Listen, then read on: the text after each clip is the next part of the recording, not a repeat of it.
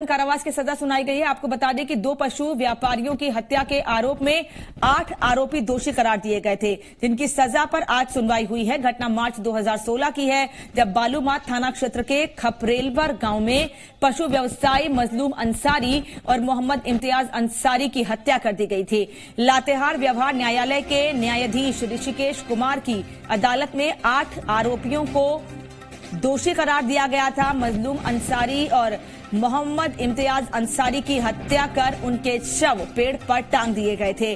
पीड़ित परिवार ने थाने में कुल 8 लोगों पर प्राथमिकी दर्ज कराई थी, जिसमें प्रमोद साहू, मनोज साव, अरुण साव, मनोज कुमार साहू, अवधेश साव, मिथिलेश साहू उर्फ बंती, विशाल तिवारी, सहदेव सोनी को आरोपी बनाया गया था, जिन पर आज फैसला आ गया है। सारे दोषियों पर आजीवन कारावास के साथ ही 25-25 हजार रुपए का जुर्माना भी ठोका गया है। जुर्माना नहीं देने पर सजा में इजाफा होगा।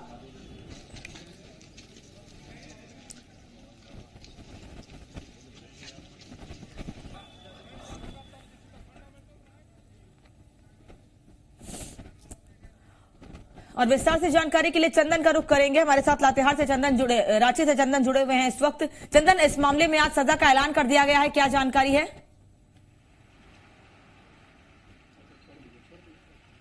देखिए, बालूमाथ में जो 2016 में घटना हुई थी और जिस तरह से 2 लोगों की भीड़ के द्वारा पीट कर हत्या हुई थी, उस मामले ने तूल पकड़ा था और कई तरह की बातें भी सामने आई थी। लेकिन आज न्यायालय ने जिस तरह से 8 लोगों को दोषी पाया है और उसके बाद इन सभी लोगों को 25-25 हजार का जुर्माना भी सुनाया है, आजीवन कारावास की सजा हुई है। तो जो कोर्ट की सख्ती थी या उस दौरान जो घटना घटी थी बताया जा रहा था और पूरे मामले को जिस तरह से तूल देने की कोशिश हुई थी और ये कहा जा रहा था कि जिन लोगों की हत्या हुई थी वो जानवर की चोरी करने आए थे और दूसरी तरह की बातें सामने आई थी। लेकिन इस पूरे घटनाक्रम में जिन 8 लोगों को अभियुक्त बनाया गया था और इन 8 के बारे में जो लातेहार से आज फैसला सुनाया गया, इसके बाद हालांकि कुछ लोगों की प्रतिक्रिया भी हमने जानने की कोशिश की थी। तो मॉब लिंचिंग की जो घटना थी इसे गंभीर रूप के तौर पे लोग मानते हैं और उनका साफ तौर पे कहना है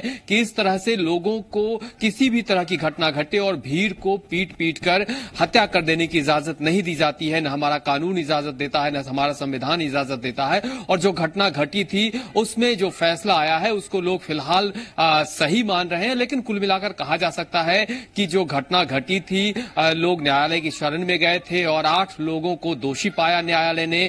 सजा हुई है, आजीवन कारावास की सजा हुई है। इसके साथ ही 25-25 हजार का जुर्माना भी सुनाया गया कोर्ट की तरफ से। साथ ही यह भी कहा गया है कि अगर ये सभी जो आरोपी दोषी करार दिए गए हैं, अगर जुर्माना नहीं देते हैं तो इनके सजा में 1 साल की बढ़ोतरी होगी। धन्यवाद आपका चंदन इस तमाम जानकारी के लिए।